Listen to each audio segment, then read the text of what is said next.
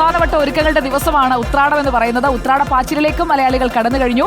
തിരുവോണത്തിന് മണിക്കൂറുകൾ മാത്രം ബാക്കി നിൽക്കെ വിപണികളിലൊക്കെ തിരക്കേറുന്നു. പൂക്കളം ഒരുക്കാൻ, പുതിയ ഓണക്കോടി വാങ്ങാൻ, സദ്യ ഒരുക്കാൻ ഒക്കെ എല്ലായിടത്തും ആളുകൾ ഇങ്ങനെ എത്തിക്കൊണ്ടേയിരിക്കുകയാണ്.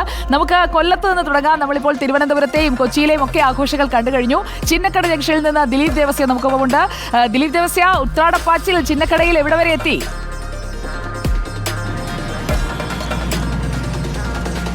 ഒരു രാവിനപ്പുറത്ത് തിരുവോണത്തെ വരവേൽക്കാനുള്ള ഒരുക്കത്തിലാണ് കൊല്ലത്തുകാരും. അതിൻ്റെ തിരക്ക്, ഉത്രാടപ്പാച്ചിലിൻ്റെ തിരക്കിൽ ആണ് ചിന്നക്കട ജംഗ്ഷനിൽ.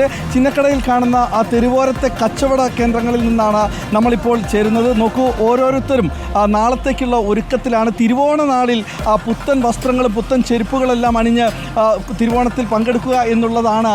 അതിൻ്റെ ഒരു ഭാഗമായിട്ടാണ് പലരും ഇപ്പോൾ എത്തിയിരിക്കുന്നത്. നമുക്ക് ചോദിക്കാം, ചേച്ചി, ഓണമൊക്കെ എങ്ങനെയുണ്ട്? ഓണം അടിപൊളിയാ. എല്ലാ സാധനങ്ങളൊക്കെ മേടിച്ചോ? മേടിച്ച്. അരി സാധനങ്ങളൊക്കെ മേടിച്ചോ? പിന്നെ അവസാനം ചെരുപ്പാണ് മേടിക്കുന്നത്.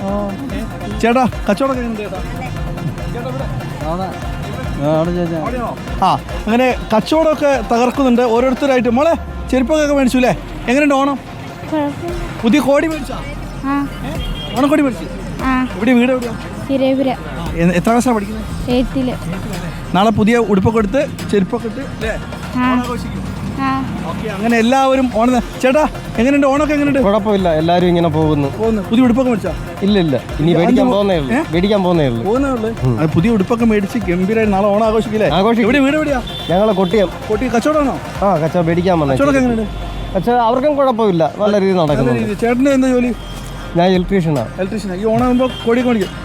ഷറേ, ഇത് മൂർത്തിച്ചേട്ടനാണ്. കലാകാലങ്ങളായിട്ട് ഇവിടെ ഈ ചിന്നക്കട ജംഗ്ഷനിൽ ഈ തെരുവര കച്ചവടം. ചേട്ടാ, എങ്ങനെയുണ്ട് കച്ചവടം?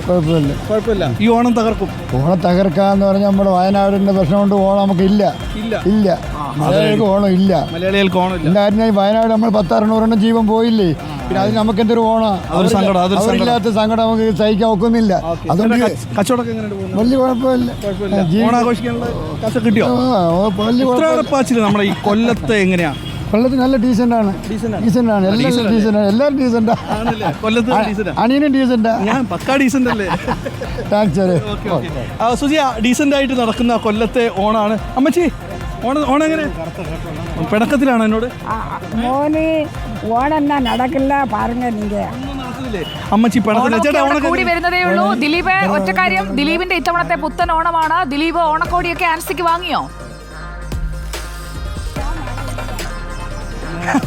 സുജിയ, ഓണം ഞങ്ങൾക്ക് ഇത്തവണ ഇല്ല. കാരണം ഞാൻ ഇവിടെയാണ്, ആൻസി കോഴിക്കോടാണ്. അപ്പോൾ നമ്മുടെ ഓണം അങ്ങനെയൊക്കെയാണ്. എന്തായാലും ഓണത്തിന്റെ തിരക്കിലാണ് നമ്മളെല്ലാം. കുടുംബം ആൻസിക്കുള്ള ഓണക്കോടി അവിടെ എത്തണം, ഇല്ലെങ്കിൽ ദിലീപ് വിവരം അറിയും.